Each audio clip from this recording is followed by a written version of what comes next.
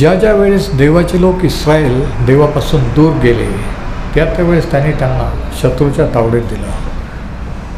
परंतु ज्या ज्या वेळेस त्यांनी पश्चाताप केला, देवाकडे वळले, देवाने त्यांच्यासाठी एक तारणारा किंवा शास्ता पाठवला आणि त्यांच्याद्वारे त्यांना मुक्त केलं. आणि तेच आपल्याही बाबतीत घडतं. ज्या ज्या वेळेस आपण बंडखोरी करून आपल्या इच्छेप्रमाणे चालतो, देवापासून दूर जातो, तो आपल्याला शत्रूच्या तावडीत देतो. शत्रू जिंकतो, आपण हारतो. पण ज्यावेळेस आपण देवाला शरण येतो त्यावेळेस तो आपल्याला त्याच्यातून मुक्त करतो. आणि म्हणून आज ज्या काही परिस्थितीतून तुम्ही असाल, आजचा हा संदेश आशेचा संदेश आहे. आणि आजच्या संदेशाचा शीर्षक आहे देवाकडे पहा, अ लुक ॲट गॉड. आपण परिस्थितीकडे पाहतो, निराश होतो, लोकांकडे पाहतो, निराश होतो. पण आज देव कसा आहे, कोण आहे, त्याच्याकडे एक झलक देऊन त्याच्याकडे पाहूया. आणि आजचा आपला शास्त्रभाग आहे यशायाचा पुस्तकाचा 40वा अध्याय, वचनं 1 ते 17 आणि 26 ते 31. यशाया 40, 1 ते 17 आणि 26 ते 31. प्रथम मी हे वचनं वाचतो आणि मग त्या वचनातून आज आपल्याला बोध घेण्यासारखं काय आहे, कसं हे आज आपल्याला लागू आहे ते आपण पाहूया. सांत्वन करा, माझ्या लोकांचे सांत्वन करा, असे तुमचा देव म्हणतो. यरूशलेमेच्या मनाला धीर येईल असे बोला, त्याला पुकारून सांगा, तुझे युद्ध संपले आहे, तुझ्या पापाबद्दलचा दंड मिळाला आहे. परमेश्वराच्या हातून तुझ्या सर्व पापांचा तुला दुप्पट बदला मिळाला आहे. घोषणा करण्याची वाणी ऐकू येते की अरण्यात परमेश्वराचा मार्ग सिद्ध करा, आमच्या देवासाठी रानात सरळ राजमार्ग करा. प्रत्येक खोरे उंच हो, प्रत्येक डोंगर व टेकडी सखल हो, उंच नीच असेल ते सपाट हो व खडकाळीचे मैदान हो, म्हणजे परमेश्वराचे गौरव प्रगट होईल आणि सर्व मानवजाती एकत्र मिळून ते पाहतील. कारण हे बोलणे परमेश्वराच्या तोंडचे आहे. घोषणा कर अशी वाणी ऐकू आली. तेव्हा कोणी एक म्हणाला, काय घोषणा करू? सर्व मानवजाती गवत आहे, तिची सर्व शोभा वनातल्या फुलासारखी आहे. गवत सुकते, फूल कोमेजते, कारण परमेश्वराचा फुंकर त्याच्यावर पडतो. लोक खरोखर गवतच आहेत. गवत सुकते, फूल कोमेजते, पण आमच्या देवाचे वचन सर्व काळ राहते. सियोना सुवार्ता सांगणारे उंच डोंगरावर चढ, यरूशलेमे सुवार्ता सांगणारे आपला स्वर जोराने उंच कर. कर उंच, भिवू नको. यहुदाच्या नगरास म्हण, तुमचा देव पहा. पहा, प्रभू परमेश्वर पराक्रमासारखा येत आहे, त्याचा भुज त्याच्या प्रभुत्व चालविल. पहा, वेतन त्याच्याजवळ आहे व प्रतिफळ त्याच्या हाती आहे. मेंढपाळाप्रमाणे तो आपल्या कळपास सारील, कोकरे आपल्या कवेत घेऊन उराशी धरून वाहील आणि पोरे पाजणाऱ्यास सांभाळून नेईल. जलांचे माप आपल्या चुळक्याने कोणी केले आहे काय? आकाशाचे माप आपल्या वितीने कोणी घेतले आहे काय? पृथ्वीची धूळ मापाने कोणी मापिली आहे काय? डोंगर काट्याने व टेकड्या तराजूने कोणी तोलले आहेत काय? परमेश्वराच्या आत्म्याचे नियमन कोणी केले आहे काय? त्याचा मंत्री होऊन त्याला कोणी शिकविले आहे काय? त्याने कोणाला मसलत विचारली काय? सन्मार्गाविषयी समज देऊन त्याला कोणी शिक्षण दिले काय? त्याला कोणी ज्ञान शिकविले काय? सुज्ञतेचा मार्ग त्याला कोणी दाखविला काय? पहा, त्याच्या हिशोबी राष्ट्रे पोहऱ्यातल्या जलबिंदू समान, तराजूतल्या रजा समान आहेत. पहा, द्वीपेही तो धुळीच्या कणासारखी उचलतो. लबानोन जळणास पुरवायच नाही व त्यावरील वनपशु होमास पुरे पडावायचे नाहीत. सर्व राष्ट्रे त्याच्या पुढे काहीच नाहीत. त्याच्या हिशोबी ती अभाव व शून्यता याहून कमी आहेत. आणि मग वचन 26 पुढे, आपले डोळे वर करून पहा, यांना कोणी उत्पन्न केले? तो त्यांच्या सैन्याची मोजणी करून त्यांना बाहेर आणतो. तो त्या सर्वांना नावाने हाक मारतो. तो महासमर्थ व प्रबळ सेनाधीश आहे, म्हणून त्यापैकी कोणी उन्हा पडत नाही. हे याकोबा, असे का म्हणतोस? हे इस्रायला, असे का बोलतोस की माझा मार्ग परमेश्वरापासून गुप्त आहे व माझा न्याय देवाच्या दृष्टीआड झाला आहे? तुला कळले नाही काय? तू ऐकले नाही काय? परमेश्वर हा सनातन देव, परमेश्वर दिगंत पृथ्वीचा उत्पन्न करता थकत भागत नाही. त्याची बुद्धी अगम्य आहे. तो भागलेल्या जोर देतो, निर्बलास विपुल बळ देतो. तरुण थकतात, भागतात, भर जवानीतले ठेचा खातात, तरी परमेश्वराची आशा धरून राहणारे नवीन शक्ती संपादन करतील. ते गरुडाप्रमाणे पंखाने वर उडतील. ते धावतील तरी दमणार नाहीत, चालतील तरी थकणार नाहीत. आता यशा संदेष्टाने हा संदेश कोणाला उद्देशून दिला माहीत आहे का? परमेश्वराने सांगितलं होतं की जर तुम्ही बंड कराल तर मी तुम्हाला शत्रूंच्या तावडीत देईन. आणि इतिहास आपल्याला असं सांगतो की 70 वर्षाच्या बाबेलच्या गुलामगिरीत इस्रायल लोक गेले.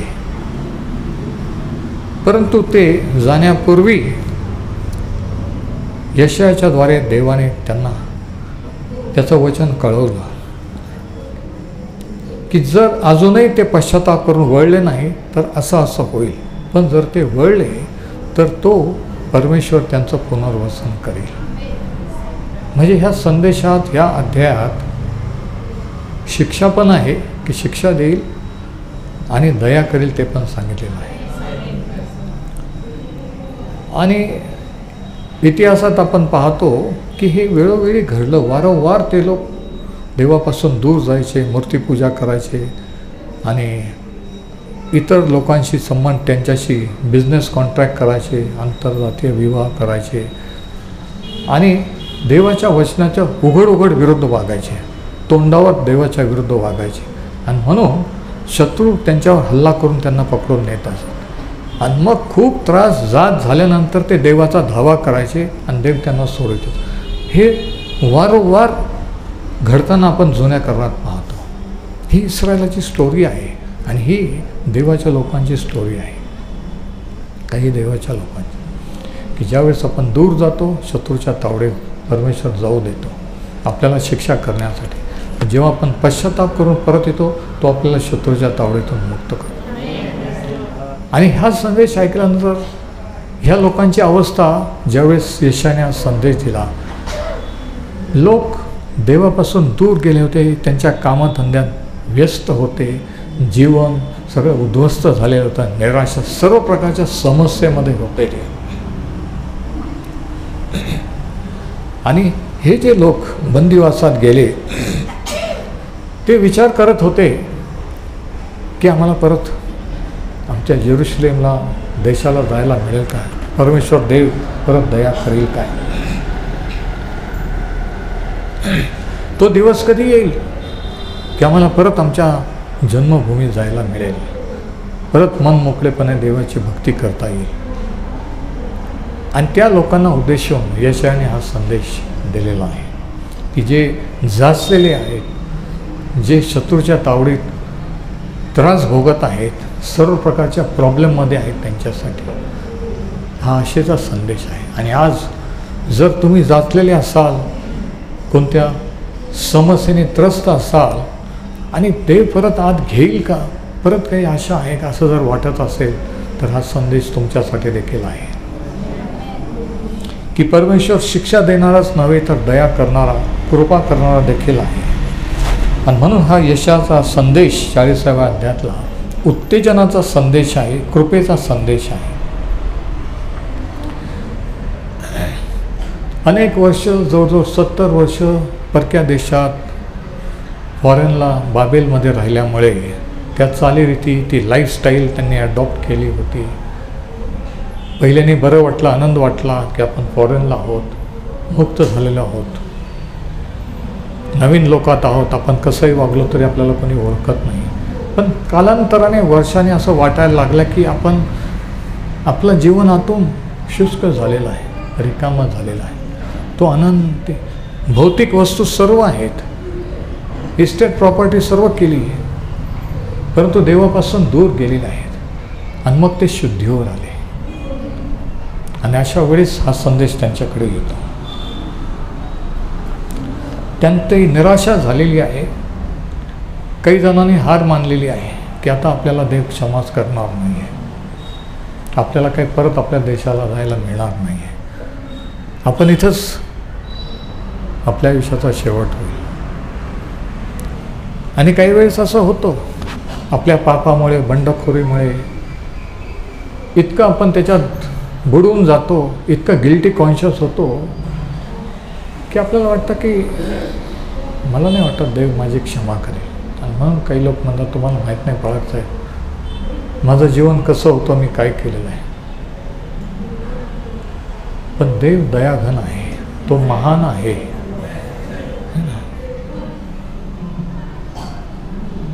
ज्यावेळेस त्यांना वाटलं की काही आशा नाही, आम्ही काही करू शकत नाही, परिस्थितीकडे पाहून यशया त्यांना म्हणतो की देवाकडे पहा. आणि म्हणून आजच्या संदेशाचा शीर्षक आहे देवाकडे पहा. लुक ॲट गॉड, की तो कसा देव आहे, काय करणारा आहे.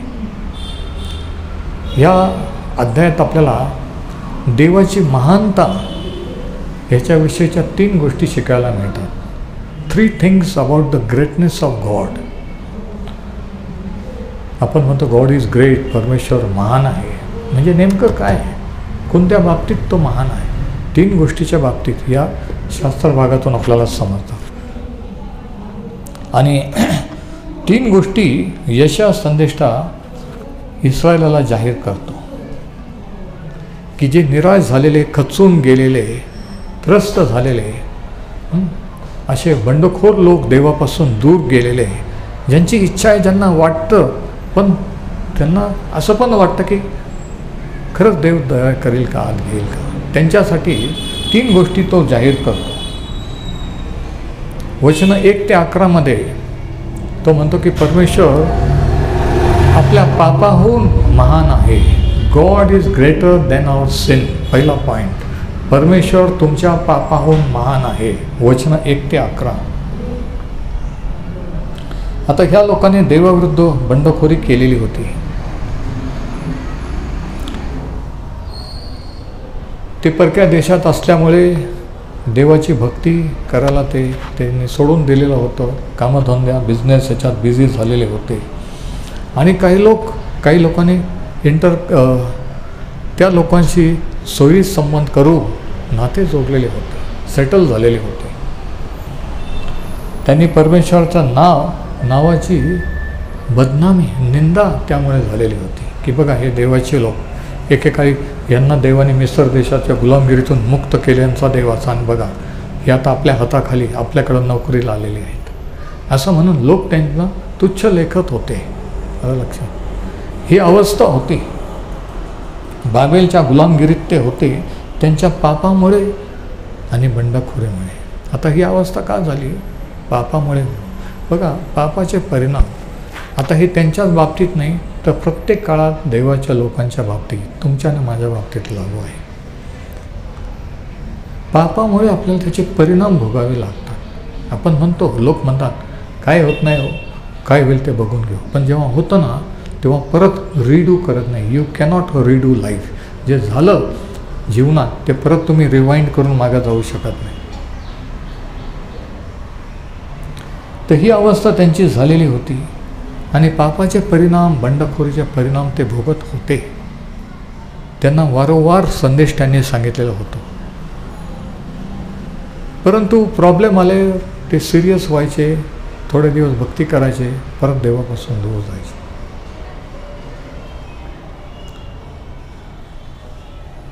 आणि म्हणून पहिल्या वचनात परमेश्वर म्हणतो अशा निराश झालेल्या लोकांना, होपलेस लोकांना सांत्वन करा, माझ्या लोकांचे सांत्वन करा, की ज्यांच्या पुढे काही होप, काही आशा नाही, होपलेस आहेत. परमेश्वर म्हणतो की माझ्या लोकांचं सांत्वन करा. सांत्वनाचा संदेश आहे. असे तुमचा देव म्हणतो, यरूशलेमाच्या मनाला धीर येईल असे बोला. आज किती संदेश जे आपण ऐकतो यूट्यूब, फेसबुक, इतर ठिकाणी, चर्चेसमधून, सांत्वन करणारे आहे, धीर देणारे आहे. परमेश्वर म्हणतो यशाला यरुशलेमाच्या मनाला धीर येईल असे बोला. आणि मग तो म्हणतो, त्याला पुकारून सांगा, तुझे युद्ध संपले आहे. तुझ्या पापाबद्दलचा दंड मिळाला आहे. तुझा जो संघर्ष, तुझं जे युद्ध माझ्या विरुद्ध होतं, बंडखोरी, ते आता संपलेलं आहे. मी आता तुझ्यावर रागावलेला नाही. तो म्हणतो की तुझ्या पापाचा दंड तुला मिळालेला आहे. परमेश्वर इस्रायला म्हणतो की यशायाला सांगतो, त्या लोकांना सांग की तुमचं युद्ध, तुमचं संघर्ष आता संपलेला आहे. आता तुमच्यावर दया करण्याची वेळ आलेली आहे. तुमच्या पापाचे परिणाम, तुमच्या पापांची शिक्षा आता तुम्ही भोगून झालेली आहे. आता मी कसं दया करतो हे तुम्ही पहा. असं यशायाच्या द्वारे तो त्याच्या लोकांना सांगायला लावतो. आता ह्या 11 वचनामध्ये 4 प्रकारच्या वाणी आहेत. 4 काइंड्स ऑफ व्हॉइसेस. पहिली जी वाणी वचन 1 आणि 2 मध्ये, ती वाणी आहे क्षमेची वाणी. क्षमेची वाणी, द व्हॉइस ऑफ पार्डन. वचन 2 मध्ये की तुझे युद्ध संपलेले आहे, तुझ्या पापाबद्दलचा दंड मिळाला आहे. परमेश्वराच्या हातून तुझ्या सर्व पापांचा तुला दुप्पट बदला मिळालेला आहे. त्याचे परिणाम तू भोगलेले आहेत, परमेश्वर म्हणतो. म्हणजे ही वाणी जी आहे पहिली, ही क्षमेची वाणी आहे, व्हॉइस ऑफ पार्डन. आणि आपल्यासाठी आणि त्यांच्यासाठी आनंदाची गोष्ट काय आहे की जे काही आपण बंडखोरीमुळे, पापामुळे भोगलं, ते भोगायची आता गरज नाही आहे. प्रभू येशू ख्रिस्ताला जगात पाठवून देवाने आपल्याऐवजी आपल्या पापाची, बंडखोरीची शिक्षा प्रभू येशू ख्रिस्ताला दिली. आणि म्हणून त्याच्याद्वारे आज आपल्याला पापाची क्षमा आहे. क्षमेची वाणी. दुसरी जी वाणी आहे वचन 3 आणि 4 मध्ये, घोषणा करण्याची वाणी ऐकू येते की अरण्यात परमेश्वराचा मार्ग सिद्ध करा, आमच्या देवासाठी रानात सरळ राजमार्ग करा. प्रत्येक खोरे उंच हो, प्रत्येक डोंगर व टेकडी सखल हो, उंच नीचे असेल ते सपाट हो आणि खडकाळीचे मैदान हो. दुसरी जी वाणी आहे ती तयारीची वाणी आहे, व्हॉइस ऑफ प्रिपरेशन. की जर तुम्ही माझ्याकडे वळाल, माझी वाणी ऐकाल, क्षमा पावाल, तर मी माझ्याकडे वळण्याचे मार्ग तुमच्यासाठी तयार करेन. जे काही तुमच्या जीवनात डोंगर, दरे खोरे आहेत, समस्या आहेत, ते सर्व मी सपाट करेन, असं परमेश्वर म्हणतो. ही आशा तो त्यांना देतो. म्हणून ही आशेची वाणी आहे की तुम्ही स्वतःवर भरोसा ठेवू नका, माझ्या वचनावर मी काय बोलतोय. परमेश्वर इस्रायलाला सांगतो की माझा शब्द तुम्ही लक्षात घ्या, विचार करा, हे मी बोलत आहे. म्हणून आपण वाचतो की परमेश्वर हे बोललेलं आहे. यशा लोकांना सांगतो की मी नाही, परमेश्वर हे बोललेलं आहे. लोकांना कळावं की हा संदेष्टा कोणीतरी काहीतरी मनाने सांगतो नाही, तर हे परमेश्वराचं वचन आहे. म्हणून परमेश्वर हे कळकळीने त्याच्या लोकांना सांगतो की हे माझ्या मुखातून मी बोललेलो आहे. आणि जेव्हा देव बोलतो ना, तेव्हा काहीतरी होतं. जेव्हा देव बोलतो मी असं करीन, तेव्हा ते तो करतो आणि त्याला कोणी अडवू शकत नाही. तिसरी जी वाणी आपल्याला आढळते वचन 6 ते 8 मध्ये, ती प्रॉमिस किंवा अभिवचनाची वाणी आहे, the voice of promise, the third voice. वचन 6 ते 8, घोषणा कर अशी वाणी ऐकू आली. घोषणा म्हणजे प्रोक्लेमेशन. घोषणा करताना कोणाचं ओपिनियन विचारलं जात नाही की अमुक तारखेच्या आत म्युन्सिपाल्टीचा टॅक्स भरा, नाही तर तुमचं पाणी कनेक्शन कट होईल. हे विचारलं जात नाही, ही घोषणा केली जाते. तशी सुवार्ता ही घोषणा आहे की हे देवाने तुमच्यासाठी केलेले. त्याच्यावर तुमचं मत, तुम्हाला काय वाटतं हा विषय नाही आहे. ही सुवार्तेची घोषणा आहे की हे तुमच्यासाठी परमेश्वर करू इच्छितो. म्हणून सुवार्ता, gospel is a proclamation, not an explanation. सुवार्ता ही घोषणा, ही चर्चा नाही. घोषणा कर अशी वाणी ऐकू आली, तेव्हा कोणी एक म्हणाला, काय घोषणा करू? आणि मग तो सांगतो काय करायचे. सर्व मानवजाती गवत आहे, तिची सर्व शोभा वनातल्या फुलासारखी आहे. गवत सुकते, फूल कोमेजते, कारण परमेश्वराचा फुंकर त्याच्यावर पडतो किंवा मरण येतं. लोक खरोखर गवतच आहे. गवत सुकते, फूल कोमेजते, पण आमच्या देवाचे वचन सर्व काळ राहते. अभिवचनाची वाणी. काय अभिवचन आहे? की जर तुम्ही माझ्यावर विश्वास ठेवाल, परमेश्वर म्हणतो, तुम्ही जिवंत राहाल. मानवजाती, शत्रूचे देश, तुमच्यावर आलेले त्रास देणारे हे गवतासारखे आहेत, तो म्हणतो. ते नष्ट होतील, भस्म होतील, पण माझं वचन, मी जे बोललो ते पूर्ण करीन, ते घडून येईल. हे वचन, हे अभिवचन, व्हॉइस ऑफ प्रॉमिस. ही प्रॉमिस देव इस्रायल लोकांना यशाच्या द्वारे करतो की तुमच्या स्वतःवर, तुमच्या सैन्यावर, तुमच्या बळावर विश्वास ठेवू नका. माझ्या वचनावर विश्वास ठेवा. मी तुमच्या बाजूने आहे, मी तुमच्या बरोबर आहे. तो म्हणतो निराश होऊ नका. किती विशेषजनक. आणि अशा वेळेस यशा संदेशाच्या द्वारे त्या बंदिवासात असलेल्या लोकांना हे वचन जात आहे. आणि जर तुम्ही कोणत्या बंदिवासात असाल, बंधनात असाल, तर तुमच्यासाठी हे वचन आहे. गवत सुकते, फूल कोमेजते, पण आमच्या देवाचे वचन सर्व काळ टिकते. कोणतंही राज्य, कोणताही माणूस कायमचं राहणार नाही, पण देवाचं वचन, त्याचा शब्द, तो सर्व काळ टिकणार आहे. म्हणून आपला विषय काय आहे? देवाकडे पहा. Look at God. स्वतःकडे नाही, लोकांकडे नाही, परिस्थितीकडे नाही, त्या देवाकडे. तो काय म्हणत आहे, तो कसा देव आहे.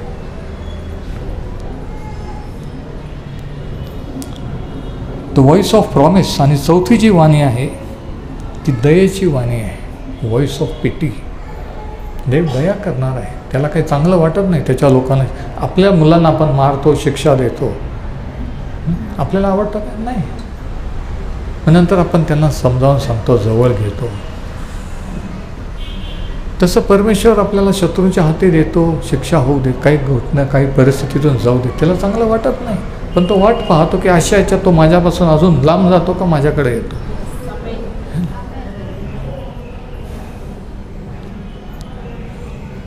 त्याला शिक्षा द्यायला आवडत नाही. म्हणून नियमशास्त्र, नियम हे आदामाला, अब्राम आणि त्या काळाच्या लोकांना दिले नाही. शेकडो वर्षानंतर मोशेच्या द्वारे नियमशास्त्र आलं. तोपर्यंत एवढं पाप, नोहाचा काळ हे ते जलप्रलय वगैरे शिक्षा नाही. कारण नियम आणि शिक्षा हे देवाला आवडत नाही. तो दया, कृपा करणारा देव आहे. पण शिक्षा द्यावी लागते. आपल्याला आवडत नाही आपल्या मुलाबाळांना शिक्षा द्यावं, बोल, पण वळण लावावं लागतं, शिक्षा द्यावी लागते. तो एक भाग आहे. बालकाच्या ठाई मूर्खपणा असतो, शास्त्र सांगतं. त्यांना कळत नाही, पण आपल्याला कळलं पाहिजे. कोणीतरी म्हणतात, बाळासाहेब तिला कळतच नाही, त्याला अरे त्याला कळत नाही, पण तुम्हाला कळलं पाहिजे. त्याला कळत नाही, पण तुम्हाला कळतं का, असा पॉईंट आहे. तर दयेची वाणी, वचन 9 ते 11. सियोना, सुवार्ता सांगणारे उंच डोंगरावर सुवार्ता सांगणारे, आपला स्वर उंच करून भेऊ नको. यहूदाच्या नगरात सांग, तुमचा देव पहा, किंवा तुम्ही देवाकडे पहा. तो यशाला परमेश्वर म्हणतो, जोराने ओरडून सांग ह्या लोकांना की जे असे धरून आणल्यासारखे बसले, निराश अवस्थेत बसलेले आहेत, त्यांना जाणीव झाली, त्यांनी त्याच्या पापाचे परिणाम भोगलेले आहेत, ते आता ब्रेकिंग पॉईंटला आले, झिरो लेवल तळाला आलेले आहेत. त्यांना ओरडून सांग, देवाकडे पहा. पहा, प्रभू परमेश्वर पराक्रमासारखा येत आहे, त्याचा भुज त्याचे प्रभुत्व चालवेल. भुज म्हणजे हात किंवा दंड, म्हणजे सामर्थ्य. पहा, वेतन त्याच्याजवळ आहे, प्रतिफळ त्याच्या हाती आहे. वेतन आणि प्रतिफळ दोन्ही गोष्टी. तो प्रतिफळ पण देतो आणि वेतन पण देतो. किती जणांचं लक्ष आहे. परमेश्वर म्हणतो की जे झालं ते झालं, तुम्ही तुमची शिक्षा भोगली, आता युद्ध संपलेलं आहे. आता माझ्याकडे येण्याचा, माझ्या दयेचा, क्षमेचा अनुभव घेण्याचा टाईम आलेला आहे. माझ्याकडे पहा, मी तुमचं संरक्षण करील, माझ्या सामर्थ्याने शत्रूच्या तावडीतून मुक्त करील. म्हणून तो म्हणतो की प्रभू परमेश्वर पराक्रम्यासारखा येत आहे, त्याचा भुज प्रभुत्व चालवेल. आज जर तुम्ही शत्रूच्या तावडीत असाल तर परमेश्वर म्हणतो की मी माझ्या सामर्थ्याने तुम्हाला मुक्त करेन. मेंढपाळाप्रमाणे तो आपल्या मेंढरास सारील, आपल्या कळपास सारील, कोकरे आपल्या कवेत घेऊन उराशी धरून राहील आणि पोरे पाजण्याला सांभाळून. तो म्हणतो की मी तुमचं संरक्षण करील, माझ्यावर भरोसा ठेवा. मी तुम्हाला सांभाळू शकतो, आयुष्यभर तुमच्या मुलाबाळांना सांभाळू शकतो, मी तुमची काळजी घेऊ शकतो. तुम्ही तुमच्या मुलांची काळजी किती घेणार त्याच्यापेक्षा कैक पट अधिक मी त्यांची काळजी घेऊ शकतो, असं देव यशाच्याद्वारे इस्रायलाला सांगत आहे. आणि असं देव यशाच्याद्वारे आज तुम्हाला मला सांगत आहे.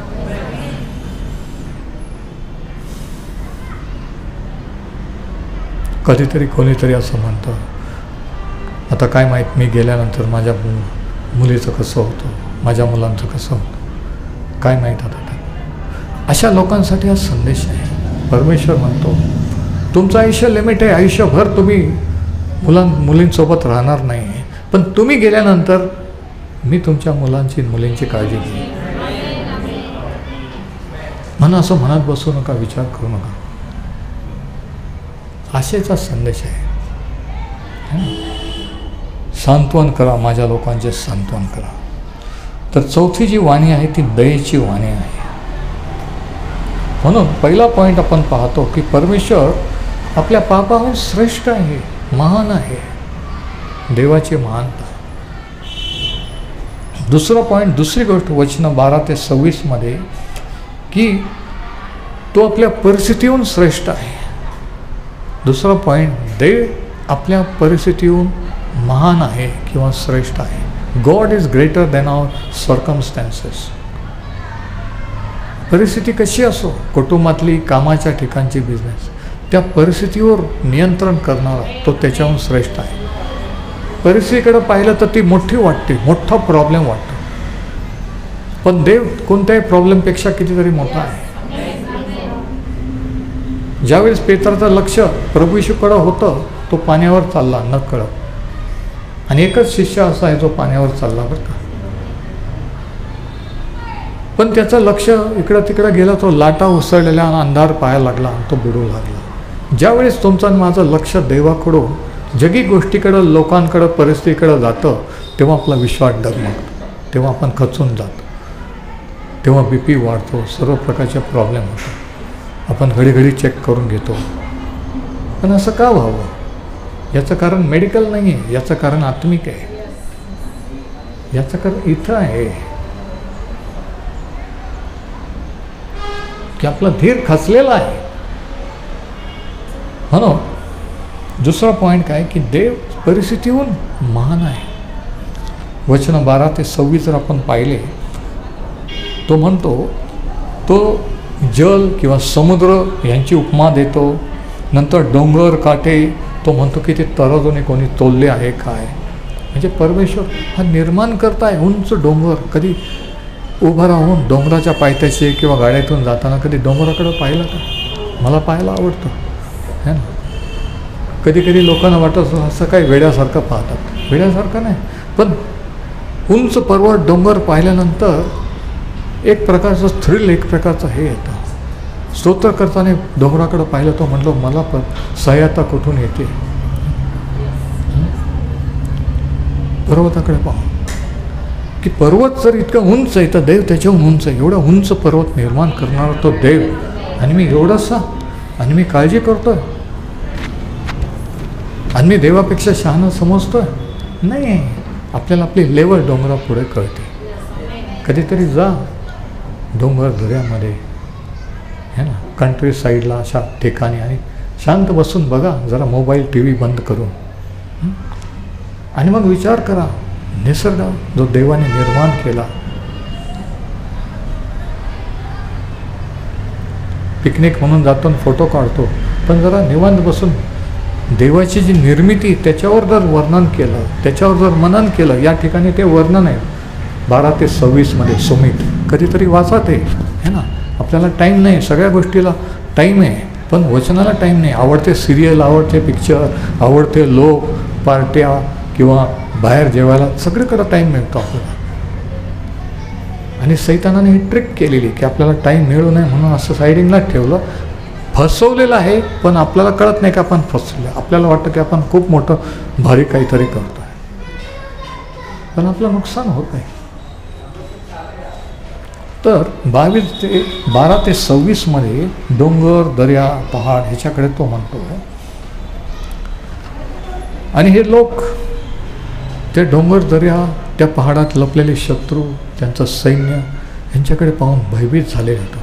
परमेश्वर म्हणतो की परिस्थितीकडे पाहू नका, त्या डोंगर, दर्यांना आणि त्या गुहेत लपलेले शत्रू, त्या ज्या गुहेत लपले ते डोंगर निर्माण करणारा मी आहे.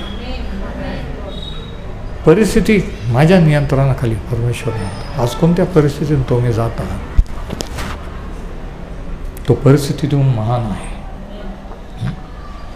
आणि मग पुढं तो म्हणतो वचन 25 आणि 26 वचन 25 आणि 26, मी कोणाशी तुल्य आहे म्हणून माझी उपमा तुम्ही कोणाशी कराल, असे प्रभू परमेश्वर म्हणतो. आपले डोळे वर करून पहा, यांना कोणी उत्पन्न केले. देवाची इच्छा आहे की ज्याने डोंगर, दऱ्या उत्पन्न केले, आपण डोळे वर करून पाहावं कोणी उत्पन्न केलं. पण आपण पाहतच नाही. आपण जाऊन फोटो काढतो, पिकनिक करतो आणि परत येतो. परमेश्वर म्हणतो की पहा, विचार करा की ह्यांचा निर्माता मी आहे. जर मी हे सर्व निर्माण केलं, कंट्रोल करतो, तर मी तुमचं आयुष्य, तुमच्या जीवनातली परिस्थिती कंट्रोल करू शकतो.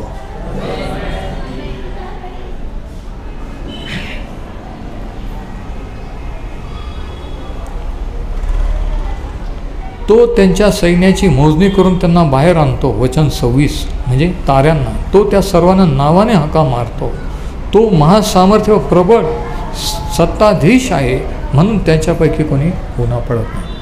अगणित इन्युमरेबल स्टार्स, पण परमेश्वर नावाने हाका मारतो. म्हणजे विचार करा, हे काय काव्य पोएट्री नाही, ही फॅक्ट आहे की देव नावाने जर ताऱ्यांना हाका मारतो. जर चिमणी मरून पडली तर प्रभू येशू म्हणतो माझ्या पित्याचं लक्ष आहे. तर तुम्हाला काही दुखलं, मला काही दुखलं, तर त्याचं लक्ष नसेल का?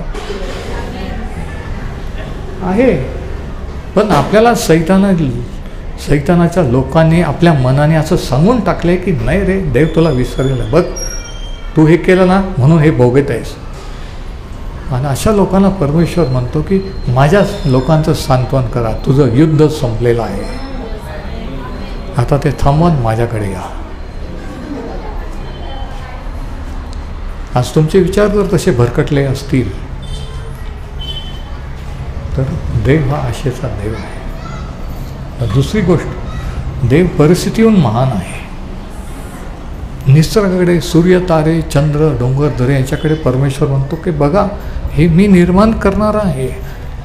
म्हणजे आपलं लक्ष प्रॉब्लेमवरून, परिस्थितीहून जेव्हा आपण देवाकडे, त्याच्या निर्मितीकडे पाहतो ना, तेव्हा पुष्कळ फरक पडतो. डॉक्टर का सांगतात तुम्हाला चेंजची गरज आहे, थोडे दिवस वेगळ्या ठिकाणी हवा बदलायला जा. तेच काम, तेच लोक, तेच रटाळवाना. मग काय होतं, मानसिक स्थिती बिघडून जाते, कटकटी व्हायला लागतात, BP वाढतो, स्ट्रेस होतो, सर्व प्रकारचे आजार होतात. इकडे पैसे कमवायचे, तिकडे हॉस्पिटलला घालवायचे, काय फायदा आहे? असं होऊ नये म्हणून 7वा दिवस विश्रांतीसाठी नेमलेला आहे. मेडिकली पण त्याचं कारण आहे. पण काही लोक 7ही दिवस काम करतात, ते म्हणतात आम्हाला सुट्टीच नाही.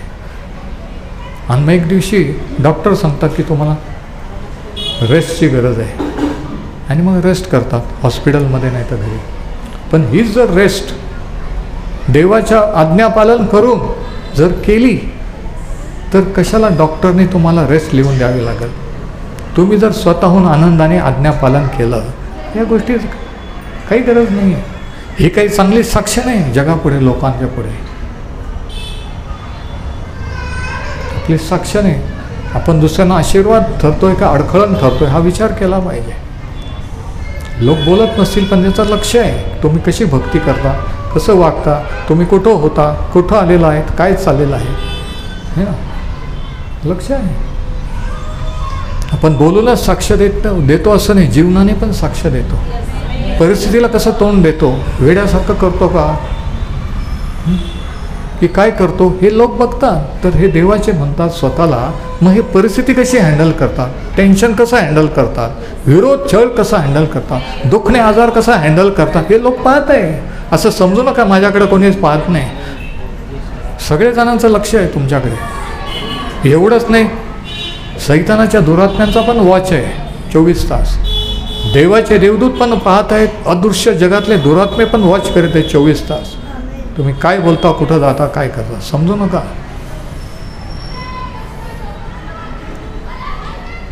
तर परमेश्वर परिस्थितीहून महान आहे. आणि तिसरी गोष्ट तो सांगतो 27 ते 31 की परमेश्वर आपल्या भावनाहून महान आहे. God is greater than our feelings. God is greater than our feelings 27 to 31. परमेश्वर आपल्या भावनाहून महान आहे किंवा श्रेष्ठ आहे. 27 ते 31. आता भावना ह्या बदलतात. काही लोक खूपच इमोशनल असतात, लगेच खुश होतात, लगेच राग येतो, लगेच रडू येतं. हे इमोशनल कार्नल, दैहिक ज्याला म्हणतो, किंवा मूड. माझा मूड नाही आज उपदेश करण्याचा, माझा मूड नाही चर्चला जाण्याचा, माझा मूडच नाही आहे प्रार्थना करण्याचा. म्हणजे मूडप्रमाणे चालणं भावना आहे. पण जेव्हा आपण देवाचे लोक म्हणून देवाकडे येतो, आपण मूड किंवा भावनाप्रमाणे नाही, तर आत्म्याने चालतो. आपल्याला कसं वाटतं, मला नाही वाटत ह्यांच्यासाठी प्रार्थना कर, मला नाही वाटत आज मेसेज द्यावा काहीतरी, मला जरी नाही वाटलं तरी मी तयारी करीन आणि मी देईन. मला नाही वाटत आज प्रेज वर्शिप घ्यावी किंवा मला नाही वाटत आज गाणं म्हणावं, प्रार्थना करावी, पण जरी वाटत नसतं तरी मी हे करेन. स्तोत्र करतो म्हणतो मी परमेश्वराचे गुणगान गाईन.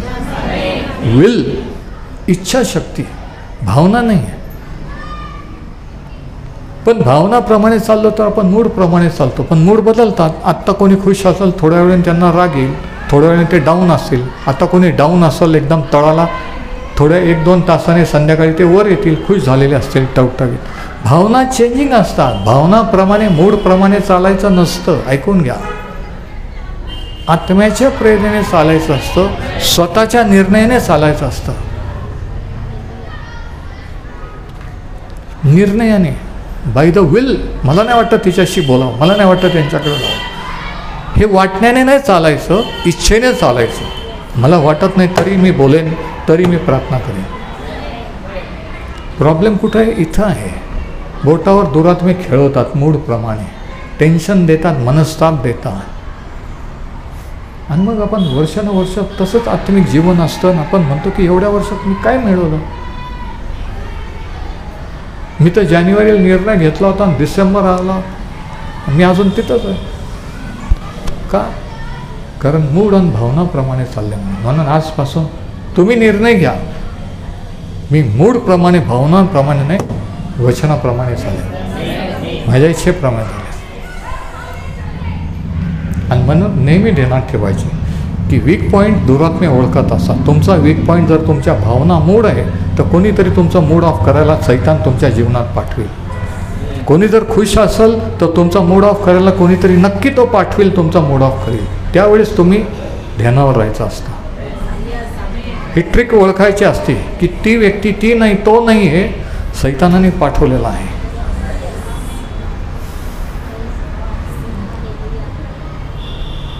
मार्टिन लुथर यांनी एक काव्य असं म्हटलं, feelings come and feelings go, but feelings are deceiving. I will place my faith on the word of God, not else is worth believing.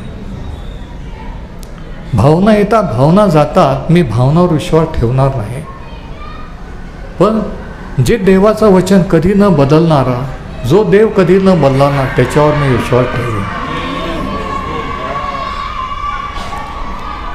आता काय लिहिलं आहे त्या 3ऱ्या भागात जरा वाचू.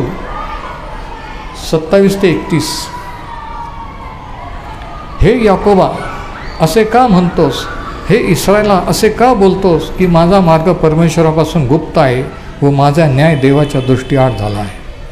परमेश्वर विचारतो इस्रायला लोकांना, देवाच्या लोकांना, तुम्हाला असं का वाटतं की मी तुमचा न्याय करणार नाही, मी तुमची प्रार्थना ऐकणार नाही, सोडवणार?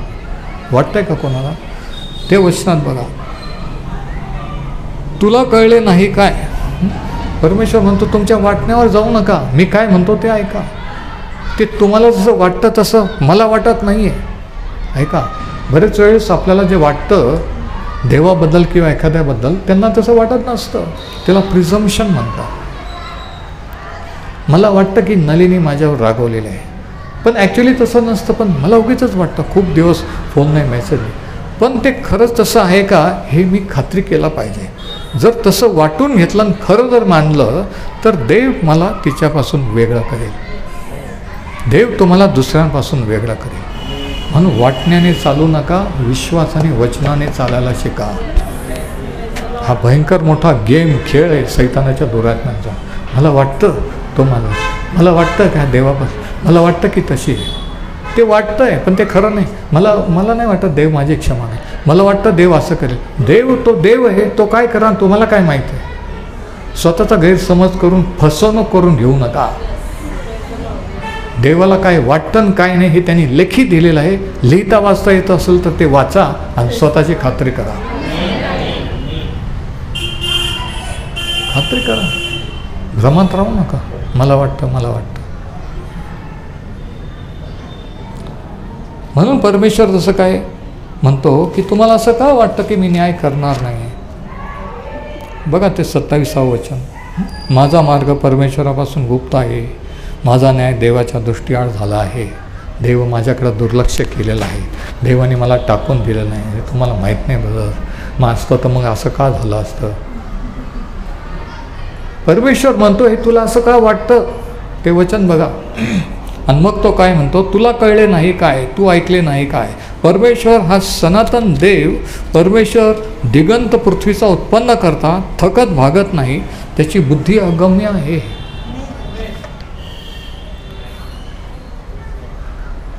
थकत भागत नाही म्हणजे काय? आपण एखाद्याला सांगून थकतो की मी यांना सांगून थकलो, तिला सांगून थकलो. तसं देव थकत नाही आहे. तो वाट पाहतो की ही जी बंडखोरी एक दिवशी ती येईल, एक दिवशी तो येईल. तो परमेश्वर म्हणतो की मी थकत भागत नाही आहे. तुम्ही थकता, लोक तुमच्याबद्दल थकून भागून टाकून देतात की काही उपयोग नाही, हा सुधारणार नाही, हे कधी देवाकडे वळणार नाही. मी थकत भागत नाही. तो भागलेल्याला जोर देतो, निर्बलास विपुल बल देतो. थकलेले भागलेले निराश झाले त्यांना तो जोर देतो. तरुण थकतात, भागतात, भर जेवणातले ठेचा खातात, तरी परमेश्वराची आशा धरून राहणारे नवीन शक्ती संपादन करते. तो म्हणतो थकले भागलेल्यांना जोर देणारा मी आहे. आज तुम्ही थकले भागलेले आहात का? परमेश्वर म्हणतो मी तुम्हाला शक्ती देतो, मी तुम्हाला जोर देतोय. माझ्याकडे पहा, माझ्याकडे या. म्हणून तिसरा पॉईंट काय आहे की परमेश्वर आपल्या भावनाहून श्रेष्ठ आहे. तुम्हाला वाटतं मी तुम्हाला सोडून दिलं, तुमची कधी क्षमा करणार नाही, घेणार नाही. तो म्हणतो मी थकत भागत नाही आहे. मी शिक्षा देतो पण मी परत जवळ घेतो. मी शिक्षा देतो पण मी क्षमा करतो आणि परत तुमच्या जीवनाचं पुनर्वसन करतो. कारण मी तुमचा निर्माण करता आहे. देवाकडे पहा. आज आपण परिस्थितीकडे नाही, त्याच्याकडे पाहायचं आहे. परिस्थिती घरातली बाहेरची भयानक आहे, म्हणून आपलं लक्ष त्याच्याकडे पाहायचं आहे की तो कसा देव आहे, क्षमा करणारा आहे. त्याला कधी आपल्याला लोकांना आपला कंटाळा येतो. काय वेडा आहे का? किती वेळेस मी सांगतो तो ऐकत नाही. लोक कंटाळतात, देव कंटाळत नाही. ऐकून घ्या.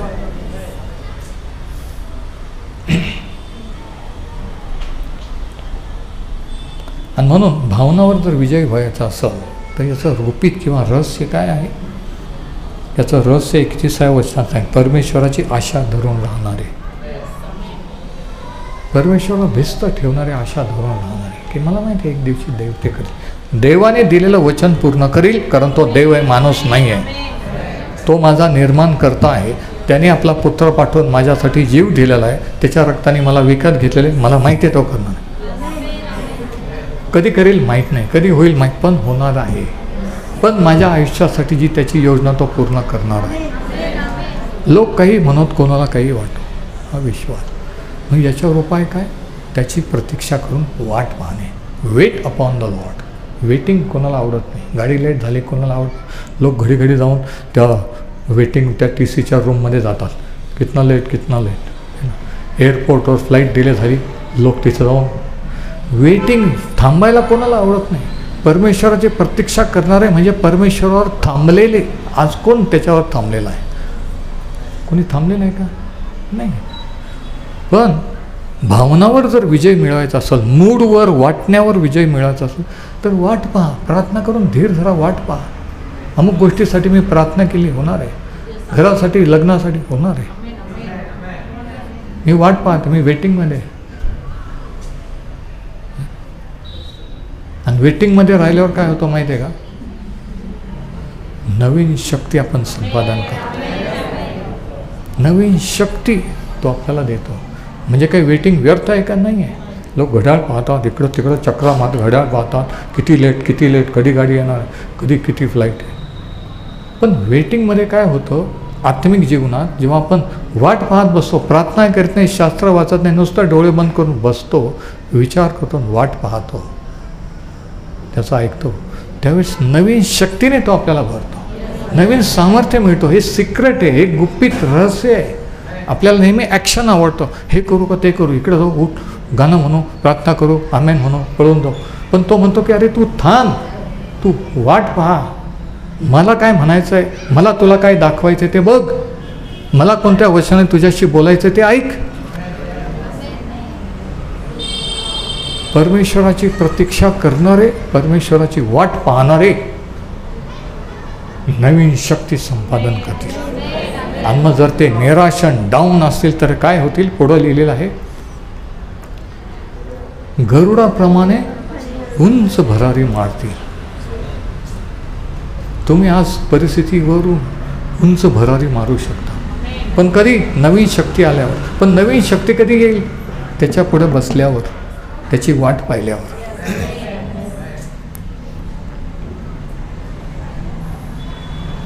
नवीन शक्ती आपण उंच भरारी मारू. धावतील तरी दमणार नाही, चालतील तरी थकणार नाहीत. अजून काय पाहिजे? नवीन शक्ती आल्यावर आपण धावू शकतो, आपण उंच उडू शकतो, आपण काही करू शकतो. हालेलुया. कारण देव आपल्याला शक्ती देतो, असा तो देव आहे. म्हणून 3 गोष्टी या संदेशात आहे. पहिली गोष्ट, देव आपल्या पापाहून श्रेष्ठ आहे. आपण काही असलो, काही केलेलं असलं तरी तो क्षमा करायला तयार आहे. दुसरी गोष्ट, तो आपल्या परिस्थितीहून श्रेष्ठ आहे. परिस्थिती कशी असली, किती उंच डोंगर, किती खोल दरे असल्या तरी तो म्हणतो ते मार्ग मी सरळ करीन, सपाट करीन. आणि तिसरी गोष्ट, तो म्हणतो की परमेश्वर आपल्या भावनाहून महान किंवा श्रेष्ठ आहे. आपल्याला काही वाटतो, त्याने जे बोललं ते तो पूर्ण करणार आहे. तर परमेश्वर आपला सहाय्य करो आणि त्याची वाट पाहायला, त्याच्यावर अवलंबून राहायला शिकव. Praise the Lord. हालेलुया.